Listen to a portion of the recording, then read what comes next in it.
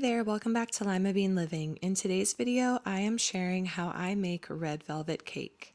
On the day that I was filming this recipe, I was actually making a triple batch. That is why you see so many ingredients here. But on the screen, you will see the single batch measurements.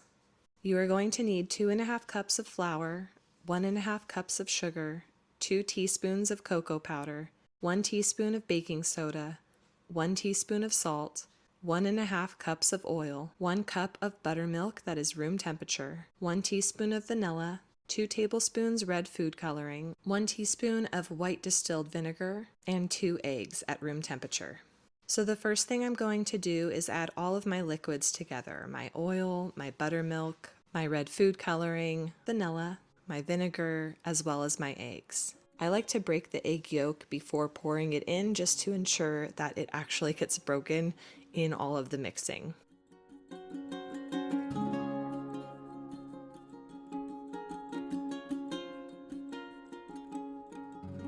Once all of the liquids are combined, we're going to give that a good mix, and then we are going to sift together our dry ingredients, our flour, our sugar, our cocoa powder, our baking soda, and our salt.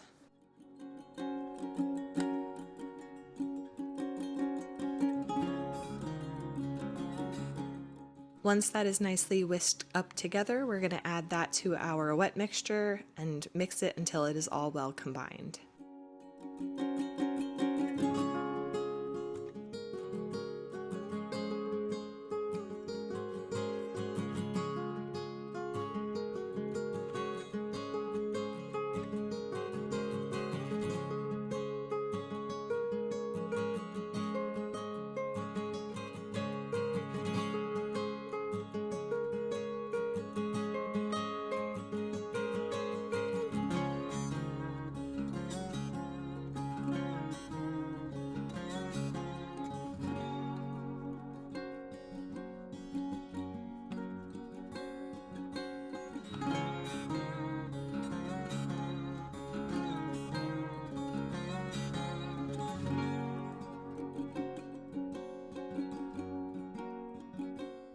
So on this day, like I said, I was making a triple batch, and a triple batch of this red velvet recipe made 2 8-inch cakes, 4 6-inch cakes, as well as 24 cupcakes.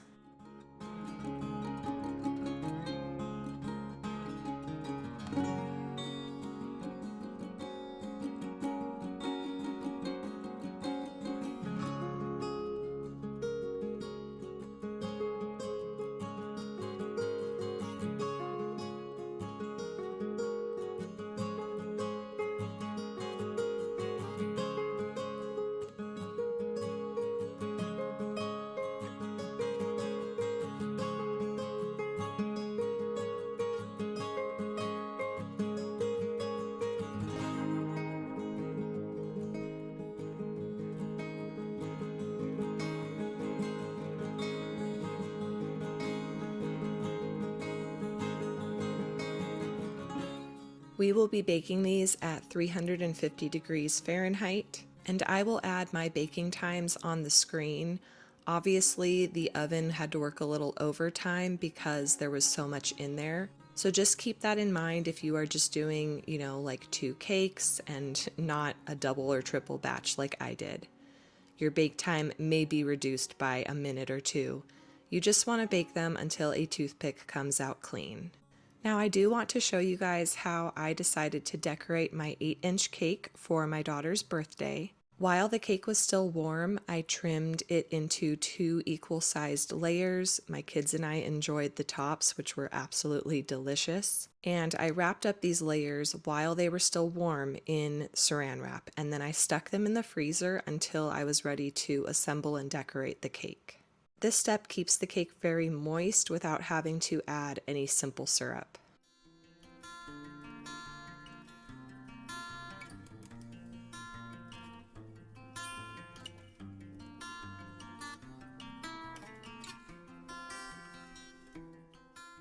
On a different day, I made the frosting, and again, I'm making a triple batch here, but you need 1 pound or two 8-ounce packages of cream cheese that have been softened, 1 cup of butter, 1 teaspoon of vanilla, and about 5.5 cups of powdered sugar. You're going to start by whipping up the softened cream cheese and softened butter until it is nice and smooth, and then you can go ahead and add in your vanilla and very slowly add in your powdered sugar. Now I have found that this frosting is very smooth, very creamy, and if you want to pipe even more detailed designs on your cake, I would suggest adding a little bit more powdered sugar just to kind of stiffen up the frosting a bit.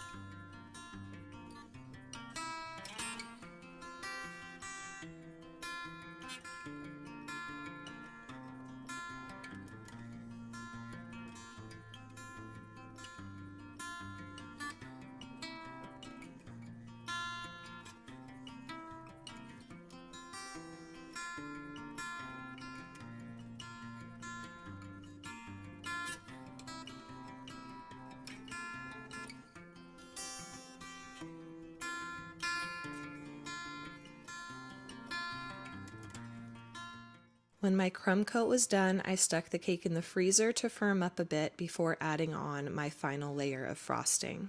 And for my daughter's birthday cake, I just did little dollops at the base of the cake, and I added some decorations that I bought off of Amazon. I do have a party prep video if you're curious to see how her Jigglypuff birthday party came to life. I do a lot of DIYs, and I love throwing parties for my kids.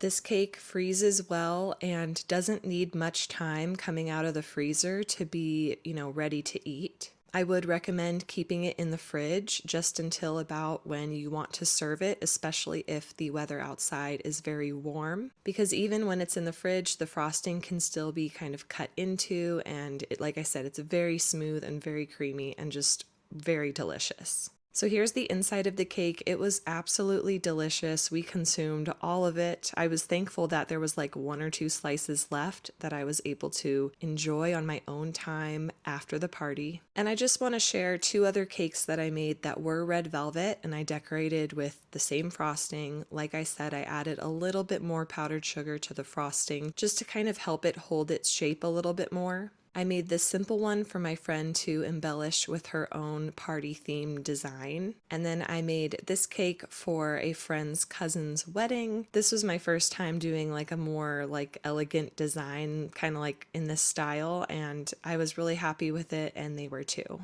Let me know if you guys give this recipe a try down in the comments. Don't forget to like this video and subscribe if you're new. I do all things mom on my channel, and I really hope that you enjoy my videos. Don't forget that you are loved and you are made for greatness, and I'll catch you in the next one.